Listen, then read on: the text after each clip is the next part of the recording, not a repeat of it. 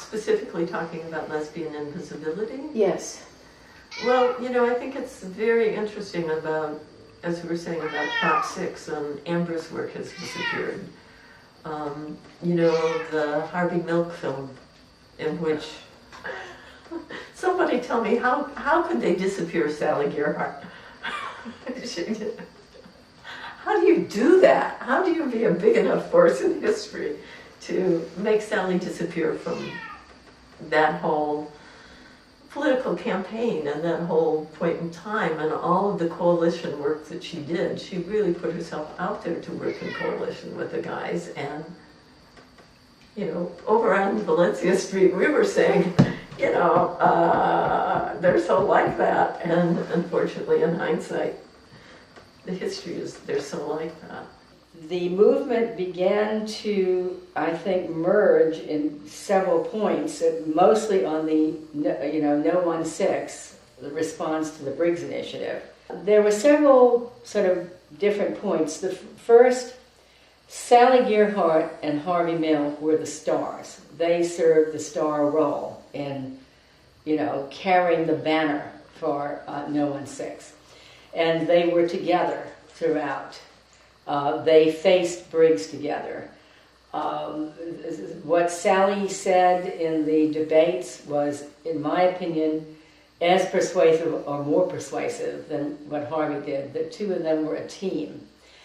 And then there were the organization directors, which included Paula Lichtenberg and Priscilla Alexander, and, of course, some of the men were activists as well.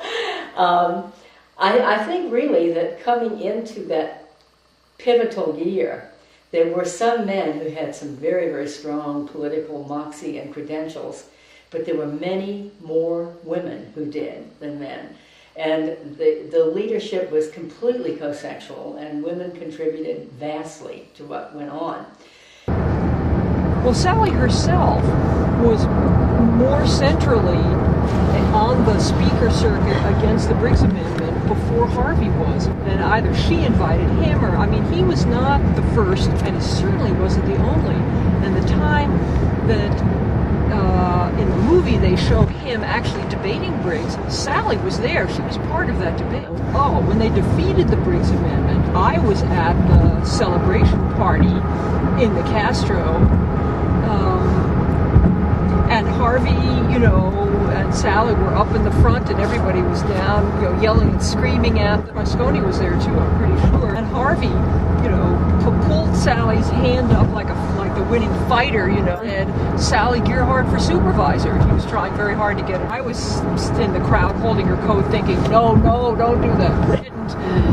She would be terrible as a politician. But that's why two reasons. When I saw the film, it just felt surrealistically wrong to have just the boys there, just the boys. They did put in Anne Cronenberg. She was an important, and she was up for supervisor.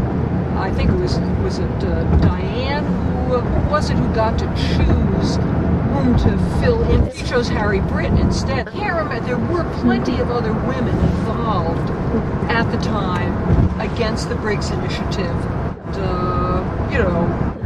It's true that Harvey himself, although he was a big guy for diversity, he was a boy's boy, and so of course his camera shop was loaded with boys. Open this here.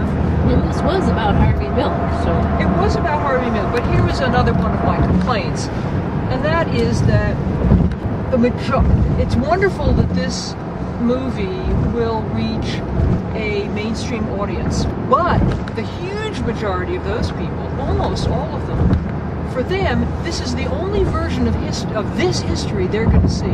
Sort of went ballistic over that.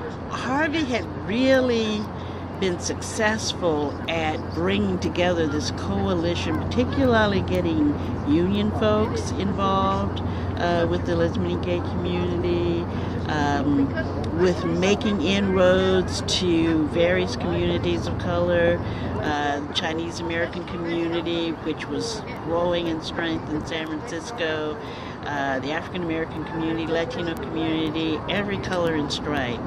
And so he made a lot of those kind of political and personal connections that we were able to draw on so well.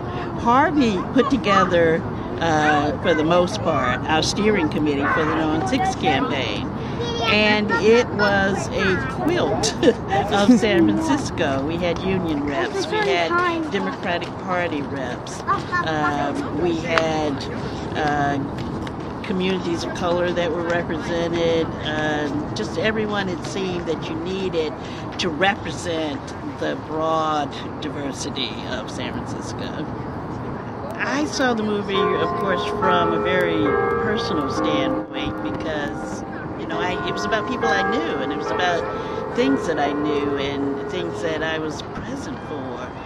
And I didn't know at first, if anybody felt like I did, how much there was something missing from the story. It took a while for me to realize how much people felt like I did, that it was not a very authentic representation of what the community was like, what Harvey was like in some respects, who was present, who was involved, and didn't show that part of the story about how there was this presence of lesbian women, not just Anne Cronenberg, but in various ways in Harvey's campaign, and particularly in the No on 6 campaign. Harvey was a spokesperson, but there was another person missing from the picture, who was Sally Gearhart, who together with Harvey went out to the debates, and when there were television interviews and radio interviews and all sorts of public appearances, and Sally was nowhere to be found in that story. And it really did make it seem like a very small band of predominantly men were able to pull off this phenomenal success. And I think it leads people to the conclusion that it doesn't tell the whole story, and it doesn't give the kind of roadmap that I hope would be given to people for future campaigns and future movement building, to know how things were really done and what it really took to bring the community together and to be successful in what we did. I think you had to know just how much women and communities of color were involved, and that's so missing from the story of the movie.